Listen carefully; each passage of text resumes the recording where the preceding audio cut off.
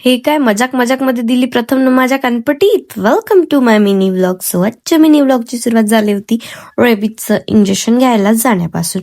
कारण की माझी जे मनू आहे ते मला इतकी डसते, नख मारते, तर मी हे नेहमी घेत राहते. म्हणजे 6 महिन्यातून एकदा वगैरे टिटॅनिकचं, त्याच्यानंतर रेबीजचं वगैरे इंजेक्शन मी नेहमी घेत राहते माझ्या स्वतःच्या सेफ्टीसाठी. ज्यांच्याकडे पेट आहे ते लोक समजून जातात की इंजेक्शन घेणं किती गरजेचं आहे. मग घरी आली आणि नूडल्स विथ मंचुरियन खाल्ले मस्तपैकी टेस्टी असे.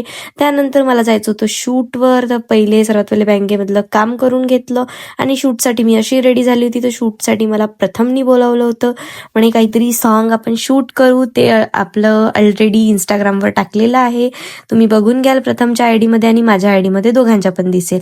तर हे आमचे काही BTS आहे काढलेले, जे छान असे BTS होते आमचे. आणि कधी पण प्रथम काही पण डिसाईड करते तो खूप चांगलंच डिसाईड करून व्हिडिओ वगैरे शूट करते तो, आणि खूप छान व्हिडिओ झालाय आमचा, तर चेक करून घ्याल. संध्याकाळी गेली होती मी समोसा खायसाठी, पण समोसा ह्या रेडी व्हायचा होता, मग मी कॅन्सल केलं. म्हटलं चला फुकटचा भात भेटून राहिला तोच खायला जाऊ, जसं गुरुवारी साई मंदिरात भेटतेच, तुम्हाला माहीतच आहे.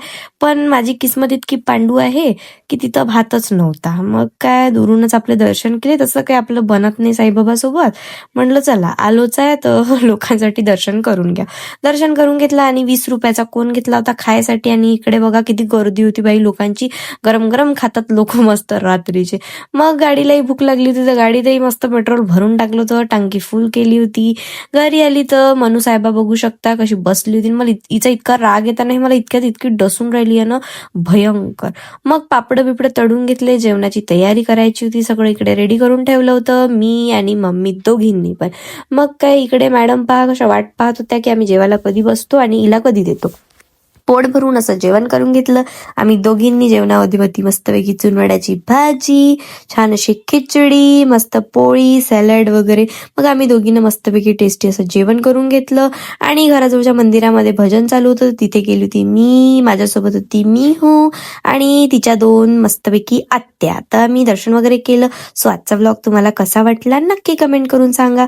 भेटूया नेक्स्ट व्लॉग मध्ये. Bye bye guys.